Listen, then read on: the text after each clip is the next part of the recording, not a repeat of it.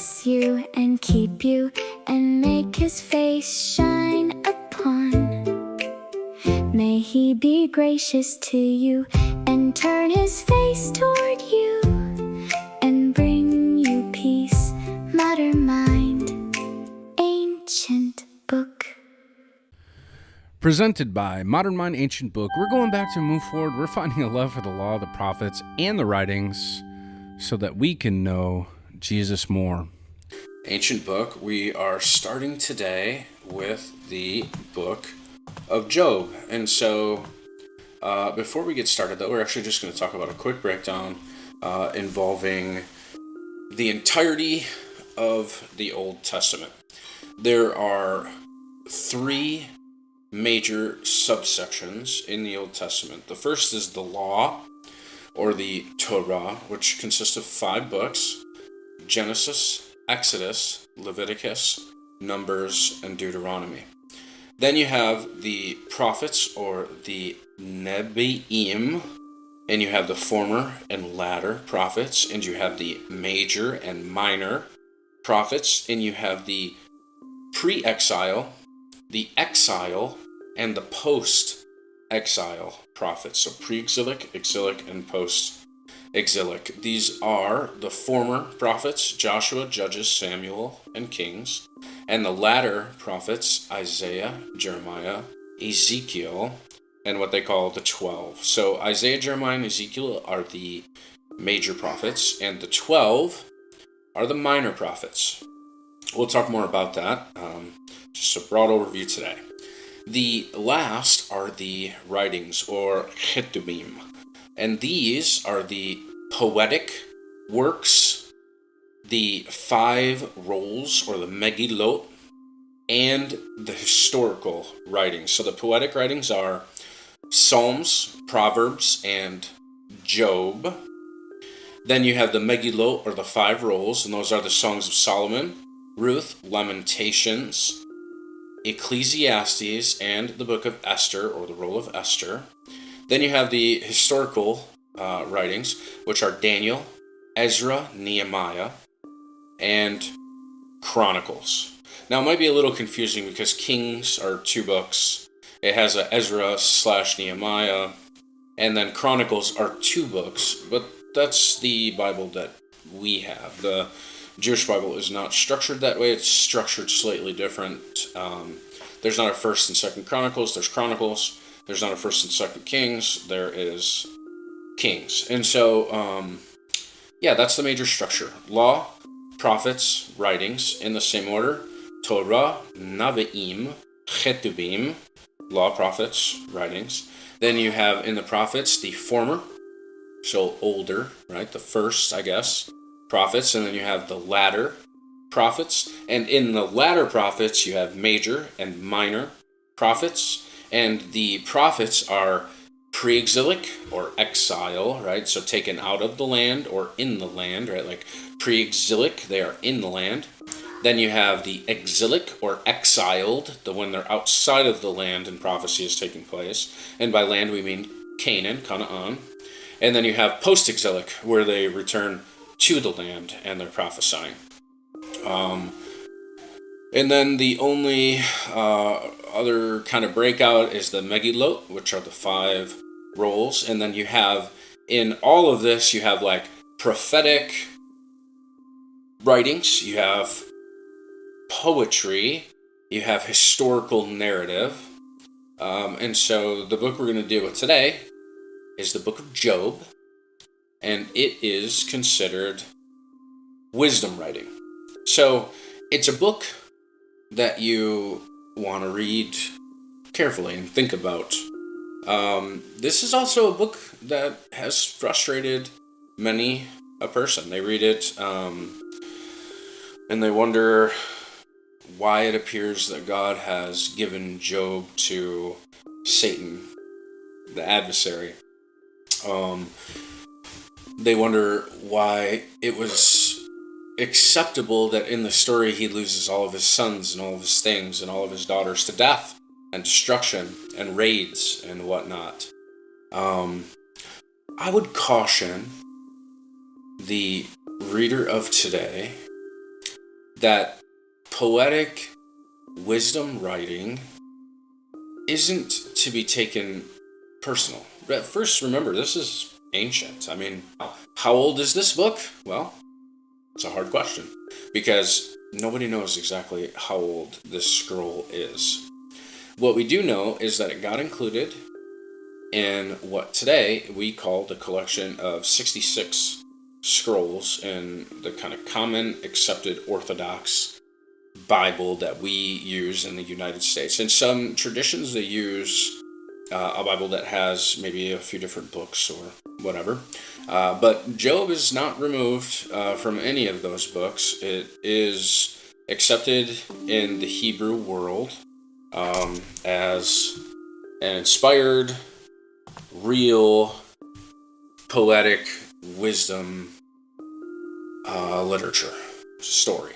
So, what we have is a book whose title comes from the Hebrew word Yob, which means Yob, like Y-O-B. It's actually spelled, for the English transliteration, I-Y-Y-O-B.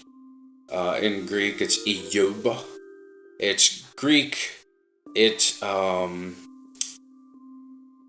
is also from a translation. Originally this would have been written in Hebrew. Maybe it just existed as verbal wisdom literature before then, just passed along by the wise men of the time to the people.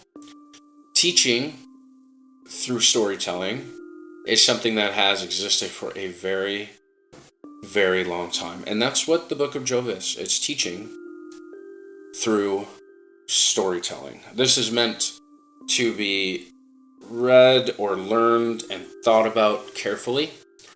And I think if you're willing to do that, over the years, it gains much more significance as you experience what the world is and what the world is not, as Job learned in his story. So, again, the title is his name. The author of this book is unknown. I believe that this came from Moses' father-in-law, Jethro. The land of Uz is in the same location as the Midianites, where they were, and Jethro was a Midianite. He was also a high priest. Moses married his daughters, and so he spent a fair amount of time with Jethro, and Jethro actually helped, which we'll talk about later. Moses kind of organized the camp. I believe that the book of Job originates with Jethro in Moses' life. So, Uz is quite interesting because this isn't the only place that the word Uz, or the place, the land where Job was from, is mentioned. So, Uz is a son of Aram. Uz is a son of Nahor and a nephew of Abraham or Abram. Uz is a son of Dishon, who is a descendant of Seir, who is related to Esau. So it's this same general area. It's before Babylon, and then after this, all these nations formed, and Uz is mentioned as a land, a place, settled by one of these people who were named Uz. So it's the land of Uz. Now, it could be, and most likely is, south of modern-day Israel. There's also some reason to believe that it might be a little bit north in the area of modern-day Syria. However, it looks like Moses encountered Jethro south of modern-day Israel, and that's where he spent his time, in the land of the Midianites. And so it appears that that's probably the best location, because it seems like this story was passed to Moses from Jethro. And so, let's say south of modern-day Israel is the location. Now, the Book of Job is quite interesting because it's really old. It's pre-Moses by at least a minimum of 600 years. However, it's probably much older than that even. So this was given to the first people to experience this story were probably somewhere around 2000 BC, and they were being taught a thing about Job.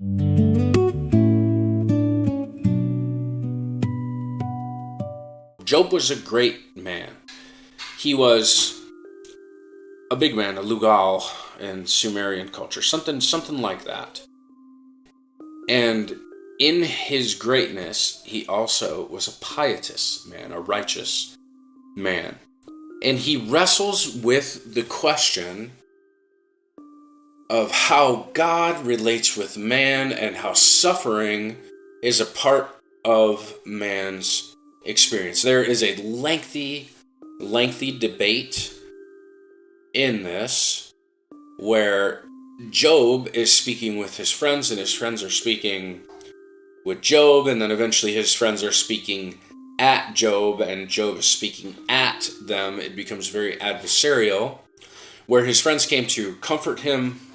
Eventually they came to accuse him, and Job does not fail to respond that they really have no recourse to accuse him because he is innocent.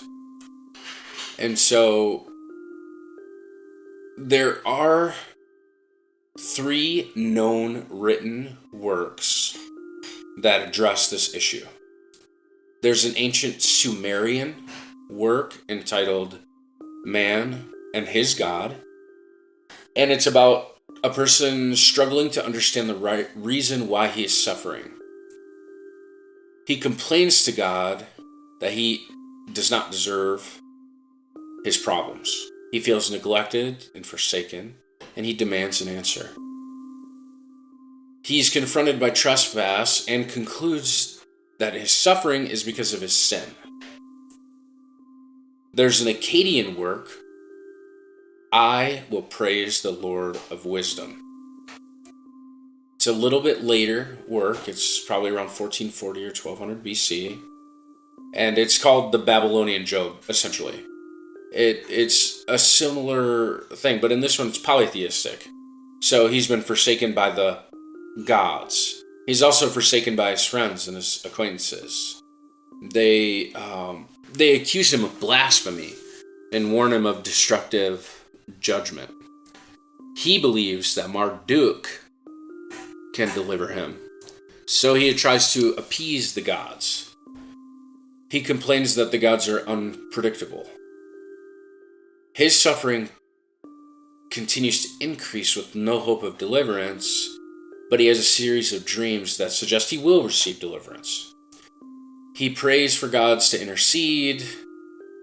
He acknowledges his sin, which then results in his restoration.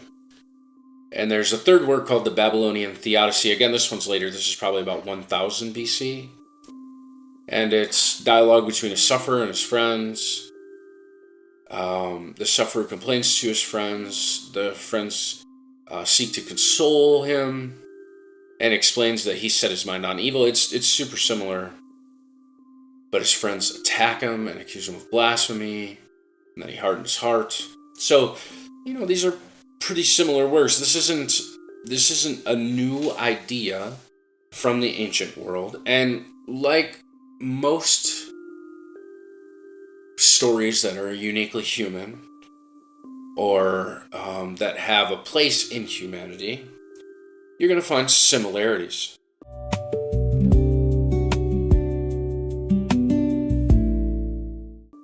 And so the book of Job is just that. What you get here is the opportunity to realize that God allows the righteous to suffer. This causes purification. It leads them to trust in God's righteous judgment. The book is to encourage the righteous people who are suffering to remain faithful, because their sovereign God will establish righteousness on the earth. There's a key verse here, and it's Job chapter 2 and verse 10.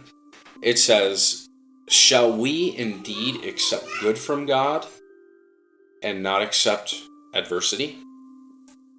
And also Job 19 verses 25 through 26. "But as for me, I know that my Redeemer lives, and at the last he will take his stand on the earth. Even after my skin is destroyed, yet from my flesh I shall see God." So you can see there is suffering and difficulty, but in the end, God's purpose will stand, and those who trust in him shall also stand, not on their own, but before the God who gives them victory. It's kind of the main theme. It's definitely worth a read. It's sort of a long read. You will find themes of suffering, sin, comfort, God's righteousness, self-righteousness. You'll find blame and the blame game. You'll find unfair chastisement, wisdom, trust in God, and the greatness of God. It is painful affliction that brings spiritual purification. The righteous will reject the wicked. The question of suffering in regards to the innocent is never answered.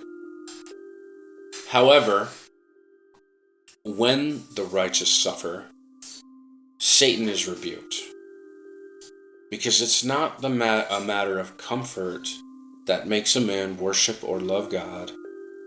It's a matter of his spirit calling out to the spirit that made him. It's a matter of man reaching out to the one who created him because he loves him, not because he has things. There is an understanding of human wickedness.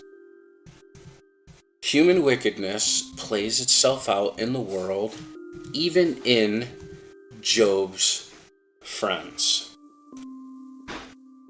and in the things that people do. The book is an opportunity for self-evaluation and, through suffering, purification. We are not supposed to follow in Job's friends' footsteps, judging the other because they're suffering, i.e. they're sinning, therefore they suffer.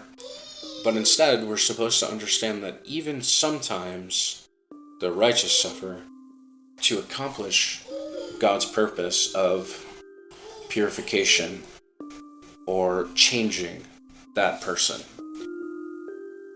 to seek him further, and also to put the adversary in his place, right? So in this particular book, the adversary comes before God and says, well, no, it's you that protects Job, therefore he loves you. And God instead challenges him and says, well, have you considered Job then? He says, well, yes. And in the end, for all his consideration and suffering, Job refuses to blaspheme God. So that is our survey for the book of Job. Please stick around for the next podcast, and thank you for taking the time to listen. And thank you for joining us. Please follow Modern Mind, Ancient Book and share this teaching with the people you love. Find the way. Meet Rabbi Jesus.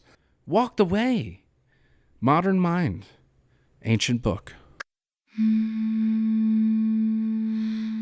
May the Lord bless you and keep you and make his face shine upon. May he be gracious to you and turn